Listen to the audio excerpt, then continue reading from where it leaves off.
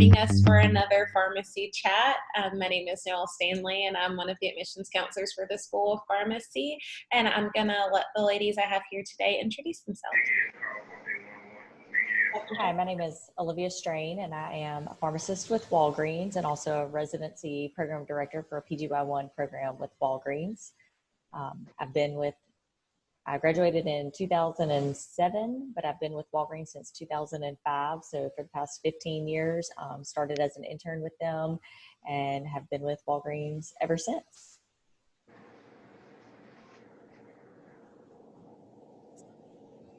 Hey, good morning. My name is Kim Allen. I'm also a pharmacist with Walgreens. I am a staff pharmacist at one of our stores in Jackson.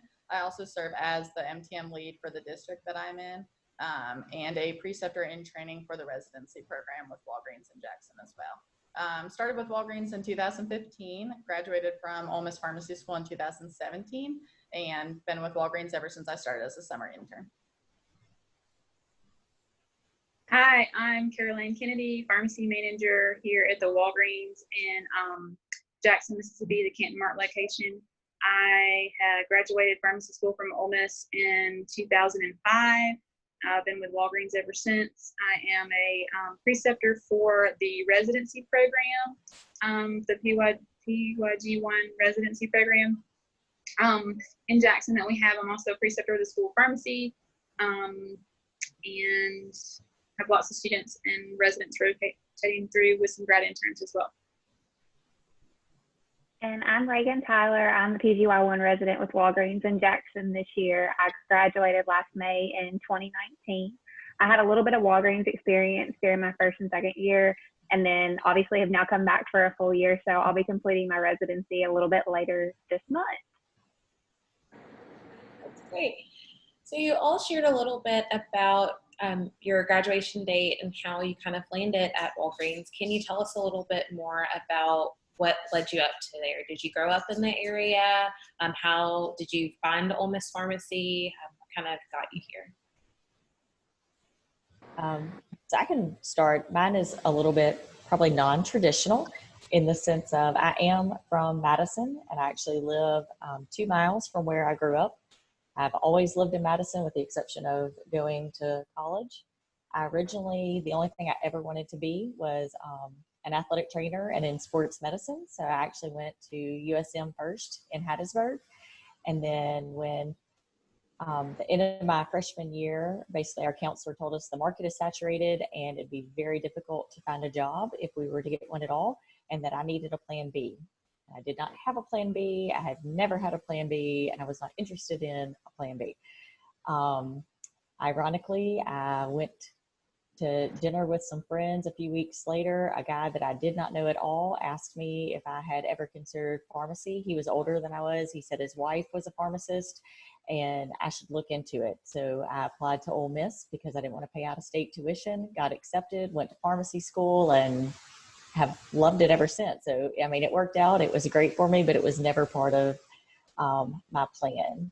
I will say that I ended up meeting my husband in pharmacy school. So we are both pharmacists, and then both of his parents are pharmacists. They met in pharmacy school as well. So now there's pharmacy all around me, but that is definitely not how it started for me.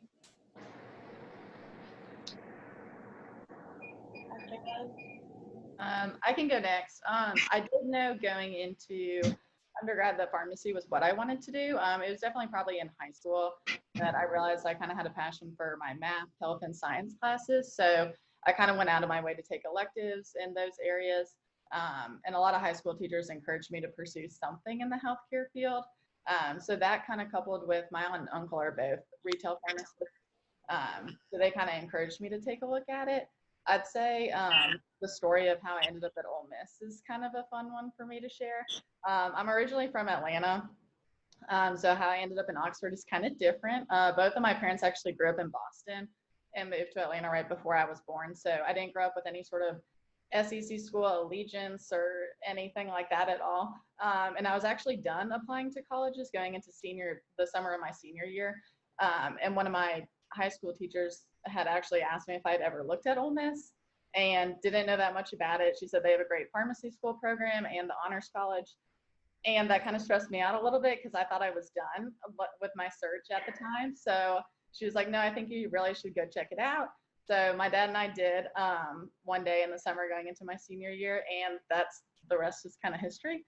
Had a really great time with the Honors College. Also did the early entry program at Ole Miss. So that's kind of my story. Mine is not very as interesting as these two. I am from small town Mississippi, Iuka, Mississippi, population 3,000, I don't know. I did well in math, science, loved those classes. So people were like, you need to do something medical, and went to career day at Ole Miss and went to the pharmacy building. It was brand new at the time. It was fancy, had all these plugs and stuff, and you take your computer to class, all this newfangled stuff. So I was like, sure, I'll do that. So I did early entry pharmacy, and no one in my family is a pharmacist. Well, my great uncle apparently was a pharmacist, but nobody told me that he was a pharmacist. So I didn't know that going in. And I think, well, now my cousin's a pharmacist too, probably because he wants to be like me. But that's the only pharmacy experience in my family. So that's me. Well, I'm kind of like Olivia and Caroline. I didn't have any pharmacy ties before pharmacy school. I grew up in Carterville, Tennessee, right outside of Memphis, and always knew I kind of wanted to go to Ole Miss. I grew up around Ole Miss. That's where my dad went to school. I tried to trick people and tell people I was going somewhere different for a little bit of time, but that didn't last much longer than football season in my senior year of high school. And I always knew I wanted to get into healthcare, but I didn't know what that looked like. I looked at medical school, but wasn't really sure if that was what was for me. And then after going to junior preview day at Ole Miss and learning more about the early entry program, I really liked that pharmacy offered me a bunch of different career paths. And at that time, I thought a bunch of different career paths meant I could go work in a retail store, I could go work in a hospital. And now sitting here so many years later and realizing that's just the breaking point of it. There's so many other things that you can be doing with a pharmacy degree. That's really what kind of drew me to it. So I did the early entry program and then completed my PharmD last May with the school. Wonderful. So it's been fun learning about how you got to Ole Miss. Would you like to share a favorite Ole Miss memory?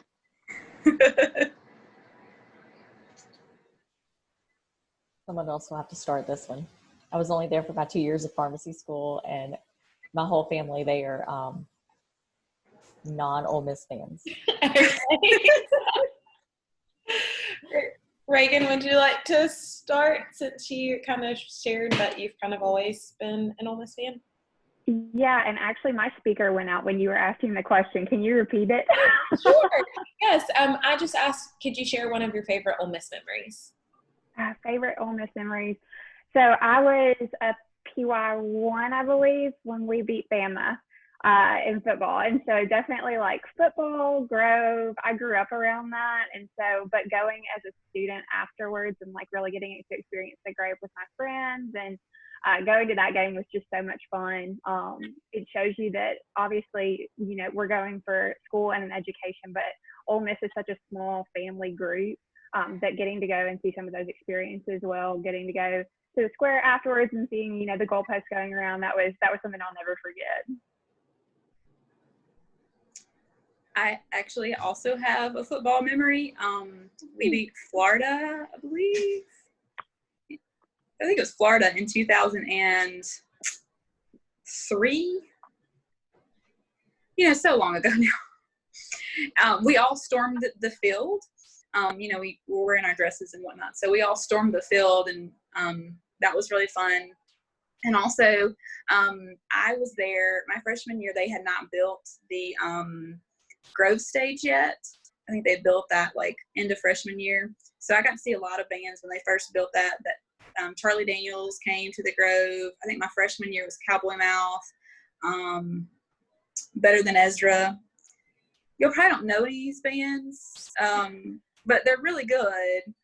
And so I just had lots of great memories going to parties and football stuff and baseball games, and loved basketball. We were good then too. So just getting involved with Ole Miss life. I'd say same for me. I mean, social-wise, definitely. I was there when we beat Bama twice as well, so that was very exciting. My first SEC football game ever was my first Ole Miss game when I first got there in 2010. And I won't say that was when we lost to Jacksonville State, but it was still fun. It was the first time I'd ever been to a college football game. So, like I said, when I went to Oxford, I didn't know anybody or anything like that. So it was kind of one of the first really fun memories for me to be able to meet a lot of people and that kind of stuff. Professional school-wise, I think my favorite memory was probably our white coat ceremony, just really marking kind of the transition from those undergrad years into pharmacy school. So that was definitely my favorite memory in terms of pharmacy school was the white coat ceremony.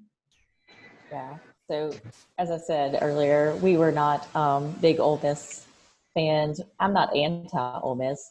It's just not what I grew up with. And so even though I was in pharmacy school and at Ole Miss, I did not go to the Grove. I did not go to football games. I did not do any of those things. I love sports, but just getting up dressed up in a dress, as Carol Ann said, did not appeal to me to go to a football game. So I actually, probably one of my favorite memories is at least once a week, myself and several of our pharmacy school guys would go play volleyball, like beach volleyball at the intramural courts. And it was really fun because, you know, you get to be like a family with these people in your class, but this wasn't studying, this wasn't sitting in class. It was just going to do something fun with them. And that's actually where I ended up meeting my husband, even though we were in the same pharmacy school class, we didn't know each other. And so we met, so I thought, playing volleyball. And then because he knew that I was not a huge, you know, Ole Miss Grove fan, when he proposed, he actually proposed in the Grove, not with a million people there, but in January on Martin Luther King like holiday when there's nobody there and we were the only people out there, and he proposed in the Grove outside of the pharmacy school because he said he wanted me to have a reason to love Ole Miss and to want to go back. So. The sweetest thing. Okay, so you all shared a little bit kind of about your pharmacy background. Can you tell me a little bit about your first job, either in general or in the pharmacy profession specifically? So my first job, after I made the decision to apply to pharmacy school and had never had any pharmacy experience, I went to work for an independent pharmacy here in Madison. And it's the pharmacy that I had used my whole life. I mean, I was on a first name basis with the husband and wife that owned it together, you know, the same technician that had been there my entire life. You know, it was the same place you went to buy gifts as well as get your prescriptions filled. And so I started working there for about a year before pharmacy school started while I was finishing up some undergrad stuff, and just really getting to see how much he cared for his patients and really knew them. He knew every single person that walked in his door, not just what medications they take, but he knew who he needed to go have a conversation with, who just wanted to get their meds and move on. Could chat about their family, their vacations, their dog, you know, anything under the sun. And right then is when I realized, like, yes, this is what I want to do. I've always loved people, but I want to actually know my customers, my patients, the people that I'm interacting with on a daily basis. So that's really what drew me in. Honestly, my whole plan all along was to be an independent pharmacist. And now I've been with Walgreens for 15 years, but every job that I've had with Walgreens, I have tried to approach it the same way as basically, I guess, that mentor that first year is I want to really know my customers, my patients. I want to be able to talk to them about their vacations and not just, hey, let me ring you up, here's your medication. And so that's what I've tried to take with me from that very first year.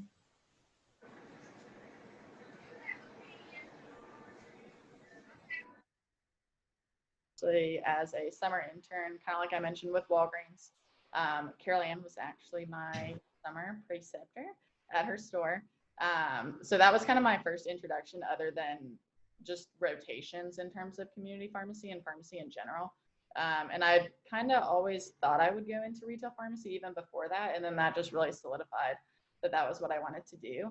Kind of like Olivia talked about a little bit, just really being able to build the patient relationships is definitely what has kept me with Walgreens and what I enjoy most about what I do even now. But that was my first job that I ever had and kept it ever since.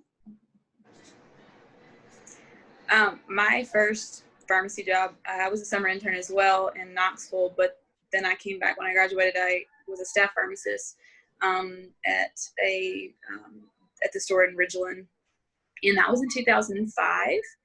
I started there July 2005, and what happened in August 2005? That's right, Katrina.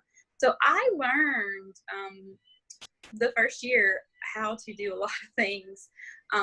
We had tons of patients that were being forced to transplant themselves from the coast. So we had to deal with all of those things, lack of refills. How do we get them their medicines? How do we, transfer? There was like a executive order. There was just all kinds of craziness, and our volume basically doubled overnight. So I was basically thrown in to learning how to deal with a lot of different things that first year. And then I later became a manager a couple of years later, and I've been doing that ever since. But I started with Walgreens, and I've kind of stuck with it, but just helping people and helping them solve their problems and helping, make sure people get the right thing at the right time for the right reason. Yeah, and my first job, like I said, was also with Walgreens, my first pharmacy job. And Walgreens was not necessarily like my first choice of where I was trying to be. When I was in Memphis, I was going to every independent in the area. I was going to compounding pharmacies. And there was one Walgreens that was on a corner real close to my house, but it was 24 hours. And I was like, that place is always so busy and hustle and bustle. And I just don't know if I could do that. And so finally I decided, I was like, you know what, I'm just going to apply and I'm going to see where it ends up. And I got a technician job right before I started my first year of pharmacy school, and then transitioned into the intern role. And it was probably one of the best things that could have happened, because it showed me kind of like what we've all said, we want to interact with our patients. And I didn't know if that was going to be possible when it was constant busy and you were constantly filling and helping patients in the front and through the drive-through. And what I realized is I like that kind of pace. I like being busy all the time. I liked that feel of that pharmacy. And so it's what kept me around there for a couple of years. And then when I started looking at residency programs, it's what brought me back to Walgreens. Is everybody knows the Walgreens name, and it's a trusted name, and we're able to help our patients on a daily basis. It just looks different in every single store. And I really like that challenge. Absolutely. And touching on challenges, what would y'all say is a challenge of the profession right now? We've talked a lot about the great things and the patient relationships and the building, but we know that with the good, there comes a little not so good. Can y'all speak to some of the challenges that you face in your roles, or maybe the profession as a whole?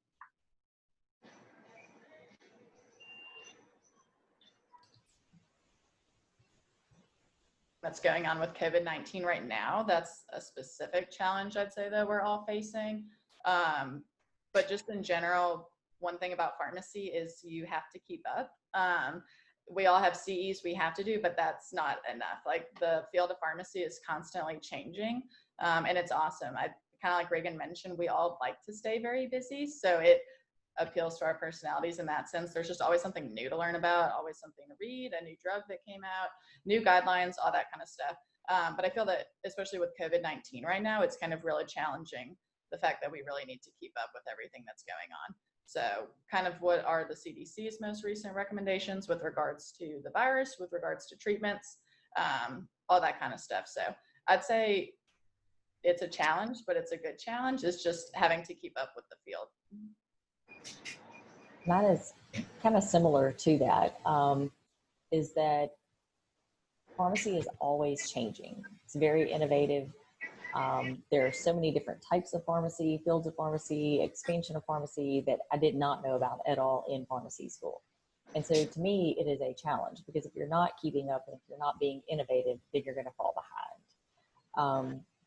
Even in community retail pharmacy, filling prescriptions is not necessarily where we make our money, which is why when you have DIR fees and you have lack of reimbursement, and you have all of these other issues, you have to find new ways, new clinical services, new avenues to make money. And so it is a challenge. And if you're not keeping up or even being ahead, then keeping up is almost the same as falling behind.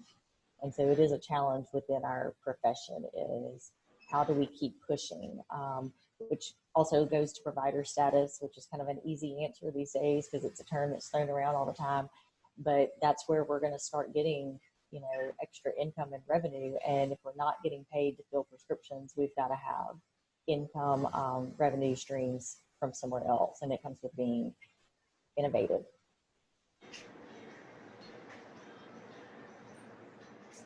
Well, you touched on COVID and it affecting your work life for sure. I'm sure it's probably also impacted your schedule and maybe some of your family life as well. Would you like to speak to that? Because I know one of the big attractions of pharmacy is the flexibility in your schedule and in your career. So I can touch it. Go ahead, Olivia. Go, Reagan.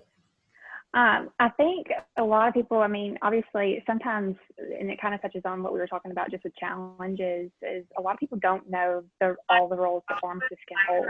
And for me specifically within my residency, I had a schedule before COVID started, obviously, but that schedule is kind of thrown out the window when we start looking at restrictions of people in the pharmacy and how many people we can have, and we can't really be giving immunizations at a portion of time. And so I went remote for a couple of days, at least a week. My specialty site that I work at in Jackson, which is a Walgreens specialty site inside St. Dominic's Hospital, every time I walk in the door, I'm having my temperature checked and a mask put on. And so just different changes in environment, learning to work from home, work remote has helped me just tremendously with my time management. You know, I have a kitchen and a bedroom and laundry that needs to be done, but I also have residency projects that need to be taking place too. And so it's been a great experience for me, just because a lot of people, like you said, with the flexibility of pharmacy, don't realize that there are pharmacy careers that truly the pharmacist works remote. We work a lot with, my residency program does, with the clinical support office up in Deerfield, Illinois. And they have pharmacists all over the country that work remote for that corporate office. And so that's always been a career path that I've looked at anyway. And so getting this experience through COVID, while it's been, you know, a terrible thing, is something that's been a great learning experience as well. Yeah, my position that I currently do, I'm a clinical services pharmacist 3 days a week, and I now work from home for those, but previously I was at St. Dominic's at our specialty site that Reagan was just talking about, but now I'm not gonna say not allowed, but prefer not to be there, you know, unless you have to be there to staff, it's preferred that you aren't there. Or I would be doing MTM at like our Madison location, or doing training for our DMs or pharmacists all over. But since we can't have meetings, we aren't in groups, we're not doing any of those things, then it's kind of changed my whole job recently. And so finding new projects to do that can be done from home. I've also got 4 kids, so making sure that I don't have like a little kid showing up in the middle of my screen right now, which is usually what happens when I'm on Zoom. You know, we had a meeting not too long ago, and Reagan was like, "Ooh, I just saw your mom face come out," because all of a sudden there was a head popping up on my screen in the middle of this meeting. So thankfully, most people, because they're also working from home or remotely, are having those same challenges. And so everyone has been pretty forgiving about things like that, but trying to figure out, like, what do I do with my kids now that school and daycare are closed? So it affects family life a lot.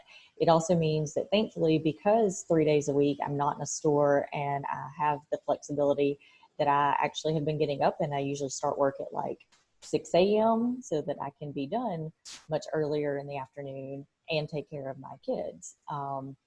So my husband, like I said, he's also a pharmacist, but he actually works, he's employed by Walgreens, but we have a Walgreens inside the Nissan plant here in Kenton. Well, the Nissan plant has had most of their lines closed for the past 2 months. And so instead of working their normal shifts, they have become a closed door pharmacy, and only 8 to 4, and are mailing out all their prescriptions. And so they're trying to find ways, you know, how do we keep our doors open, so to speak, even though it's closed door at the moment, But how do we keep filling prescriptions? How do we make ourselves relevant and stay open? And that's been one of the biggest challenges, I think, of COVID for a lot of people, is how do we keep ourselves relevant?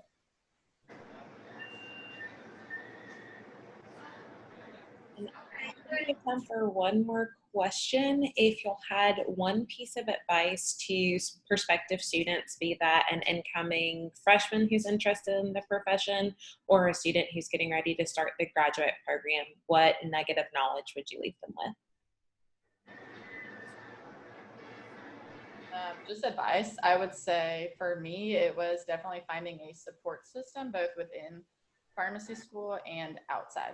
That was very important to me, especially my support system throughout pharmacy school, just to have friends that were there that were trekking the long days with me and reminded me that all the studying would pay off in the end and that we were all in this together. That was kind of very important for me, especially coming from out of state. And like I said, not knowing a soul when I showed up on the Ole Miss campus. It was really important for me to have friends that were outside of pharmacy school that I could kind of take a break with and just step back from academics. But then it also really helped to have my friends that were in the program and just knew exactly what the day-to-day grind kind of looked like. For me, I would say, don't be so focused or have one set path that you're not willing to try new things and be open to new ideas. I was a staff pharmacist and then a pharmacy manager for 7 years. And then, like I said, I've got 4 kids and I needed more flexibility, and kind of took my current role to my supervisor at the time and said, this is what I want to do. And this is how I think this could work. And so I was fully expecting a no, but now I've been in this role for 5 years. And so don't be scared to think outside the box or to try new things. And also don't be afraid to hear no. You know, when I have these new ideas and I think about these things, I tell myself all the time, the worst they can do is tell me no. And it's not going to hurt me any to be told no. My feelings may be hurt. I may not get what I want, but it's not going to hurt any to be told no. And I may be missing out on something just because I'm scared to ask. You know, but if I had stuck with my independent philosophy the whole time, I wouldn't be where I am right now. I would not have had the opportunities that I've had and the chance to have the diverse position that I have. And I've seen with Reagan and with our past 2 residents, they come in thinking that they know what they want to do after their residency, and somewhere in the middle of that residency, they realize, oh, I really have this interest in something else. And then by the end of residency, they could have a totally different interest that they didn't know existed at that time either.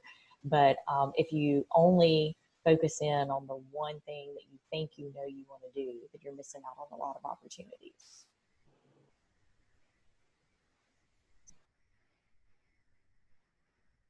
Reagan, do you have a piece of advice? Yeah, mine probably goes a little bit towards more of those that are coming in as incoming freshmen, and sort of like what Olivia was speaking to. Don't ever just have blinders on and let one thing take you off your path. You know, if you're focusing in on not liking 1 or 2 specific classes in undergrad, especially those first couple years when most of your friends that are marketing majors or business majors are also taking some of those same classes, don't let that be the end all be all, because if it was organic chem lab that was my end all be all, I would not be a pharmacist today.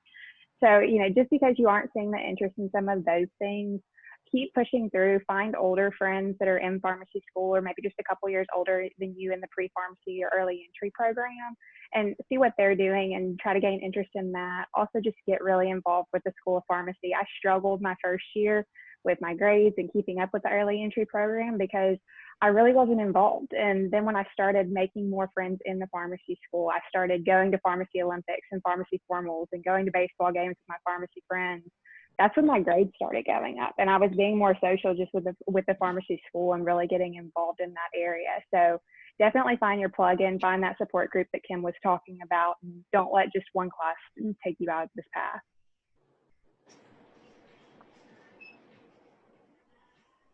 Caroline, you want to wrap us up? I just think you should work hard so you can play hard.